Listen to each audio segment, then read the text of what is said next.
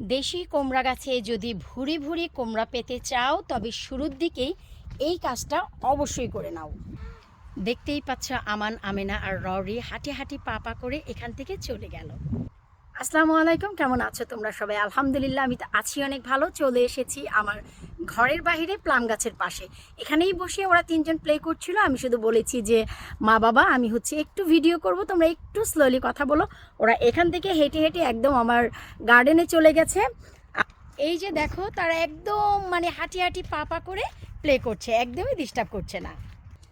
এই হচ্ছে বাচ্চাদের সাথে নিয়ে কাজ করার মজা। পাশাপাশি ওরা থাকে আর আমি আমার কাজগুলো মনের মতো করতে পারি। তো আজকের যে ভিডিওর বিষয়বস্তু নিশ্চয়ই বুঝতে পেরেছো, মিষ্টি কুমড়া। জি হ্যাঁ, দেশি মিষ্টি কুমড়া আমাদের কার না পছন্দ। এই দেশের যে একটা মিষ্টি কুমড়া আছে যেটার অনেক বেশি ফলন হয়, যেটাকে কি নাম, কিং ক্রাউন বলা হয়, যার ভেতরটা হচ্ছে অরেঞ্জ কালার আর উপরটা হচ্ছে হালকা লেমন সাদাটে কালার, যেটা কিনা হর হামেশা এখন নেপালি শপ বা যেই কোনো তোমার কি বলে মার্কেট প্লেসে পাওয়া যায়। খুবই সুন্দর গোলাকার থাকে, একটু লেমন সাদাটে থাকে আর ভেতরটা একদমই মোমের মতো গলে যায়, সেটাকে বলা হয় কিং ক্রাউন। তো সেটা আমি করিনি, কারণ সেই বীজ দেওয়ার মতন অত টাইম আমি পাইনি। তবে যাই হোক, আমি আমার দেশি মিষ্টি কুমড়া করেছি, যার ফলন গত বছর অনেক পেয়েছি আমি আমার নিজের হাতের বীজ থেকেই বানানো। তো চলো, তোমরা কি এমন কাজ করলে ভুরি ভুরি কুমড়া পাবা আমার মতন, সেই ভিডিওই থাকছে আজকের ভিডিওতে। সবার শুরুতে দেখাচ্ছি, এই হচ্ছে আমার মিষ্টি কোমরের গাছ, যেটা কিনা আমি বাহিরে দিয়েছি মে মাসের 4 তারিখে। জি হ্যাঁ, 4 তারিখে দিয়ে একটি পট দিয়ে ঢেকে রেখেছিলাম, যা একদমই স্টপ হয়েছিল, মরে গিয়েছিল, দেখতেই পাচ্ছ। তারপর হচ্ছে কিছুটা স্পেশাল খাবার দেই, ম্যাজিক সার দেই আমার চ্যানেলের। এরপর আমি এখানে সুগার ফার্টিলাইজার, যেটা আমি বানিয়ে বুস্ট করি, খাবারকে স্টিমুলেট করি, সেটাও করেছি, যার ফলে বর্তমানে গাছের অবস্থা দেখো। তো এই যে জায়গাটা, যেহেতু এটা মেইন মাটির বেড, তো আমি একটু লোভ করেছি, সেটা তোমরা সবাই জানো, গত বছর মিষ্টি কুমড়াটা ছিল আমার এই বিশাল বড় আকারের মাচায়, যার কারণে আমরা সবাই জানি জুন জুলাই হচ্ছে এত বেশি রেইনি সিজন আর ঝড়ো হাওয়া বৃষ্টি সাইক্লোন হয়। তো দেখা গেল কি, আমার এই মিষ্টি কুমড়োর ডগা পাতাগুলো, এমনকি মিষ্টি কুমড়ো বাইরে বাইরে আশ্রা আশ্রি খেয়ে সবগুলো কিন্তু ফেটে গিয়েছিল, নষ্ট হয়ে গিয়েছিল। প্রায় 20টা কোমর আমার এই কাজ হয়েছিল। বাতাসে এই যে ডগাগুলো এক পাশ থেকে আরেক পাশে বাইরে বাইরে করে, এই ডগার ভিতরে যদি কোমড়া হয় সেগুলো আশ্রা আশ্রি খায়, তো অনেক ক্ষয়ক্ষতি হয়। তাই এবছর প্ল্যানটা চেঞ্জ করেছি, যে আমার মিষ্টি কুমড়া দিয়ে দিব হচ্ছে নিচে, আমার চাইনিজ কুমড়া দিয়ে দিব হচ্ছে নিচে, এবার বাটারনাট স্কোয়াশ দিয়েছি নিচে, আর থাই পেঁপের যেটা চয়তা বা চাও চাও, সেটা ইচ্ছে আছে যে আমি এই যে লম্বা সম্বা মাচা এটার উপরে দিব। আর এইখানে ছিল গত বছর চয়তা বা চাও চাও, এই মাচায় এখানে আমি দেশি ঘিয়া শিম দিয়ে দিয়েছি। আমার কাছে 5টি বীজ ছিল, আমি 5টি গাছই এই যে দিয়েছি। সব লাভলি ভিউয়ার্সকে দেওয়ার পর আমার কাছে কোনো ঘিয়া শিমের বীজও ছিল না, গাছও ছিল না। তো যাই হোক, সেই পারপোসে আবার এখানেও আমি 2টা মিষ্টি কুমড়োর গাছ দিয়েছি। তবে এই যে জাত বা কোয়ালিটি, এটা আমার না, এটা হচ্ছে আমাদের সৌরভ ভাইয়ার কাছ থেকে বীজ আনার পর এই গাছ। আলহামদুলিল্লাহ, এটা খুব ভালো জাতের, অনেক বড় একটা কুমড়া গাছ। তো দেখা যাক এটা থেকে কি হয়। তা আমি লোভ করে এই যে দেখো অনেক দিয়ে দিয়েছি, এখন হট্টগোল হোক, ফলন হলে বোঝা যাবে। আর এই যে দেখো চয়তা গাছটা আলহামদুলিল্লাহ এই যে মাচার উপর উঠে গেছে। এটা হচ্ছে ঘরে যে বানিয়েছিলাম গত বছর, আমার চয়তা গাছটা কিন্তু এখানে ছিল। এখান থেকে মুখটা তুলে শীতের সময় আমি নভেম্বরে এই জায়গায় রেখেছিলাম, ওই যে একটি পট দিয়ে ঢেকে।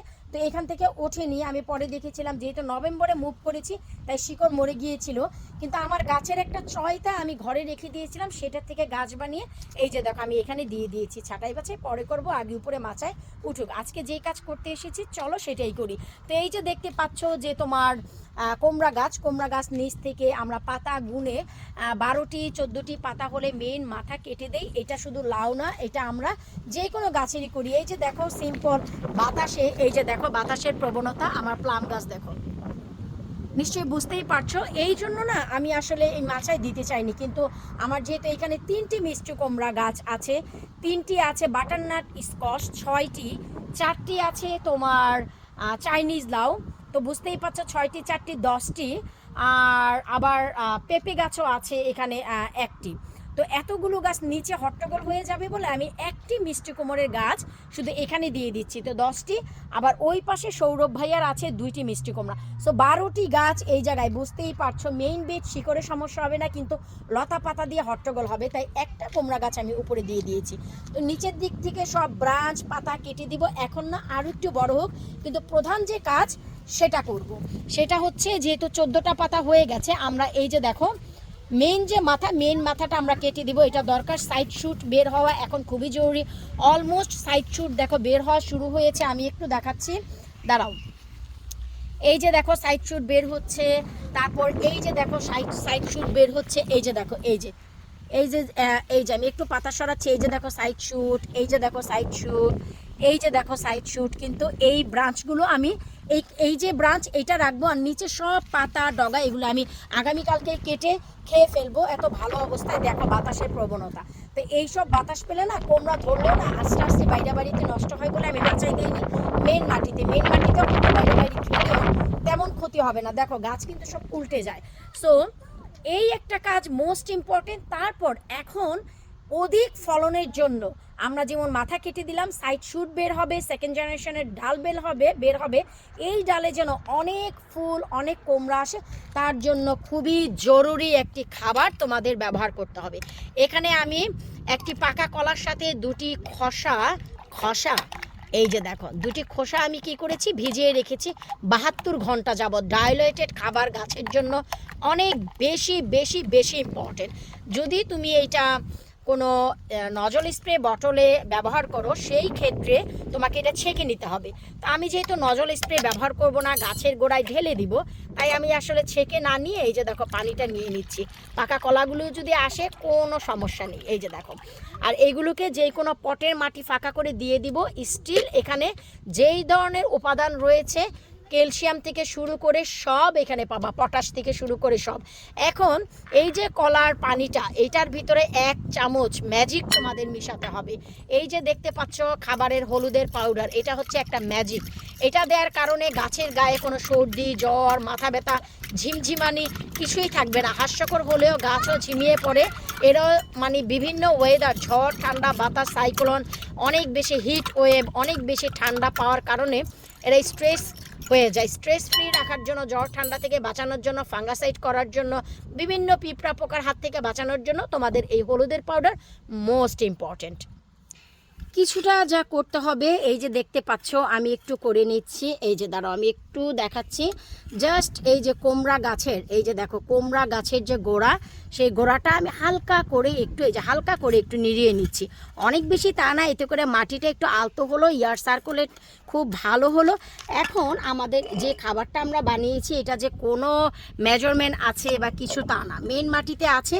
এটা অতিরিক্ত হলেও মাটি শুষে নেবে, কম হলেও খাবার মাটির সাথে মিশে অ্যাডজাস্ট করে নেবে। এই যে দেখো দিয়ে দিলাম, দিয়ে আমাদের কিছুই করতে হবে না যে মাটি দিয়ে কাভার করো। আমি যে মাটিটা ফাঁকা করলাম শুধু এটাকেই একটু কাভার করে দিলাম, দ্যাটস ইট। এই যে একটি খাবার, এই খাবারেই দেখতে পাবা মিষ্টি কুমড়া গাছের রং রূপ সব কিছু চেঞ্জ হয়ে যাবে উইদিন 3 ডেজের ভিতরে, যার আপডেট আমি অবশ্যই দিতে থাকবো।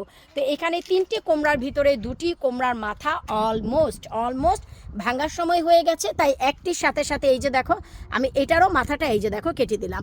তো আশা রাখবো যদি যারা ভুড়ি দেশি কুমড়া বা যে কোনো ধরনের প্রিন্স ক্রাউন থেকে শুরু করে যেই কোনো ধরনের বেশি জাতের কুমড়া পেতে হলে অবশ্যই তোমাদের এই খাবারটা ব্যবহার করতে হবে, যার ফলে ভুড়ি মিষ্টি কুমড়া তোমরা পাবা। একটা জিনিস মনে রাখবা, যেসব মারা মনে করো ভুড়ি খাবার যদি বাচ্চাদের খাওয়াও তাদের স্বাস্থ্য অনেক ভালো হবে। আমরা গাছের স্বাস্থ্য, বাচ্চার স্বাস্থ্য চাই না, আমরা চাই একটা বাচ্চা বড় হয়ে যেন মানুষের মতো মানুষ হয়, যেন সে একটা সুন্দর জায়গায় প্রতিষ্ঠিত স্থানে একটি কাজ করতে পারে, তার নিজের পায়ের নিচে যে মাটি সেটাকে স্ট্রং করতে পারে। এর জন্য তাকে ডাক্তার, ইঞ্জিনিয়ার, বড় কোনো পোস্টে যেতে হবে না, মানুষ হয়ে ভালো একটি প্রতিষ্ঠানে যেন কাজ করতে পারে। ঠিক তেমনি এই গাছটা যেন নিজের পায়ে দাঁড়িয়ে শিকড়গুলো যেন ফাঙ্গাসাইড থেকে মাটিটাকে স্ট্রং করে ধরে রেখে অধিক মাত্রার ফলন যেন আমাদের দেয়। ব্যাস। আমার কাছে কোয়ান্টিটি ম্যাটার করে না, কোয়ালিটি খুবই ম্যাটার করে। কোয়ালিটি সম্পূর্ণ 5টি কুমড়া পেলেও যথেষ্ট, বিকলাঙ্গ 50টি কুমড়ার আমার কোনো প্রয়োজন নেই। বিকলাঙ্গর হাত থেকে বাঁচানোর জন্য কি করতে হয় গাছকে, তার ভিডিও আসবে স্লোলি। বিদায় নিচ্ছে আজকের মতন, আল্লাহ হাফিজ।